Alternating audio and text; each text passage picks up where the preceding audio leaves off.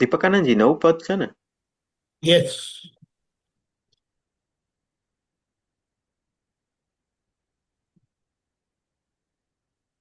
બહુ બહુ જન્મોથી કૂટેલું અજ્ઞાન, જ્ઞાન થતાં ભ્રાંતિ આખી રંડવાઈ ગઈ. એક શેઠ દેહ છોડી ઊભા રહ્યા ઘરને ખૂણે, ભાઈ ક્યાં ગયા તે કોઈએ પૂછ્યું જ નહીં. શેઠ ક્યાં પહોંચ્યા છે તેની ન કોઈને ચિંતા, અમારું શું થશે હવે એ જ હાય હોય. આઠડીને બાંધજો ખૂબ કસી કસીને, જોજો પાછું મૂળદું ઊભું થાય નહીં.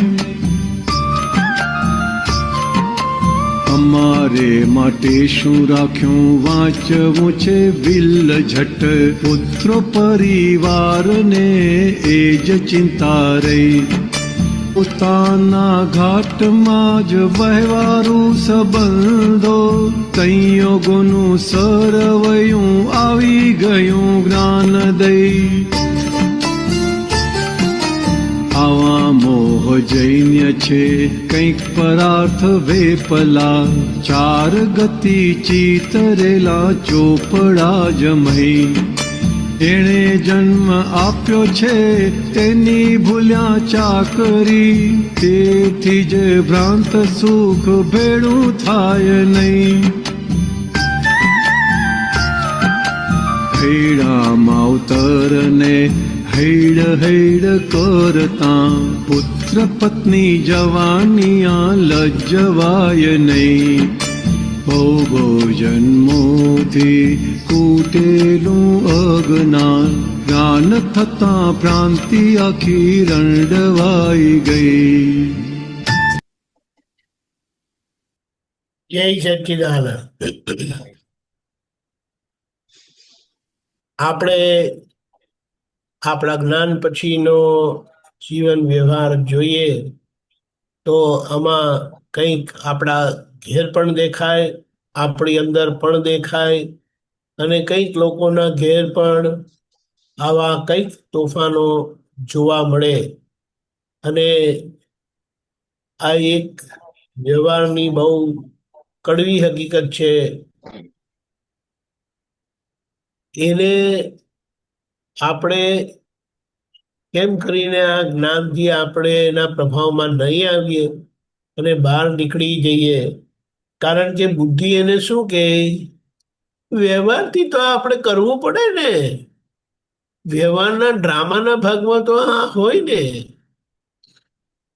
વિચારવાની વાત છે. કારણ કે જો આવું આવું જ હોય તો એ ડિસ્ચાર્જ પરિણામ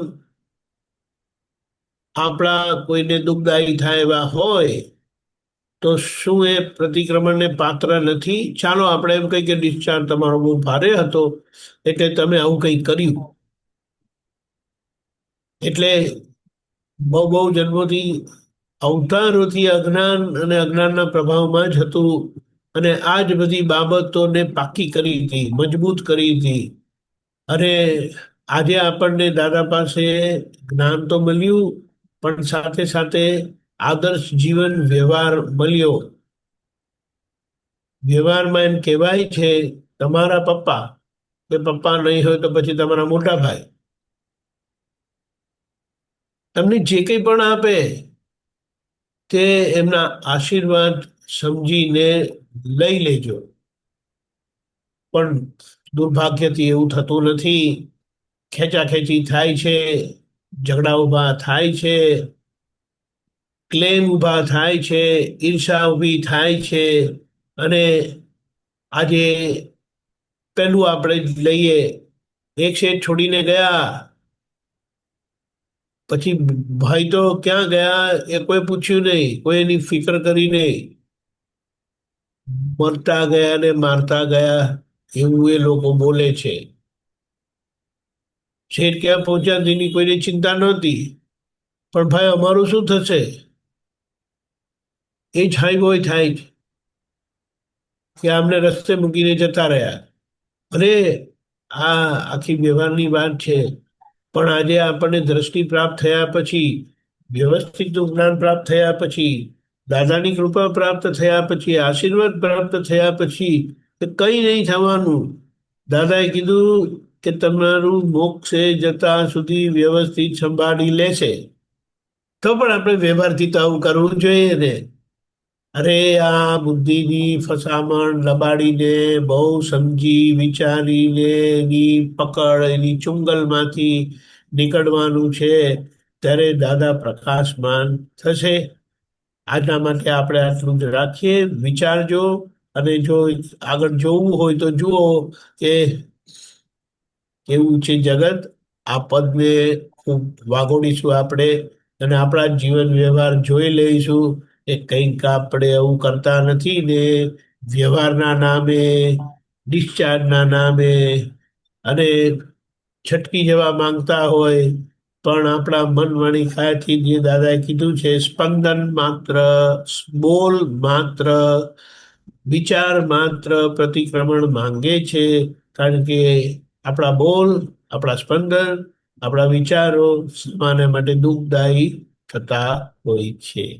જય સચ્ચિદાનંદ.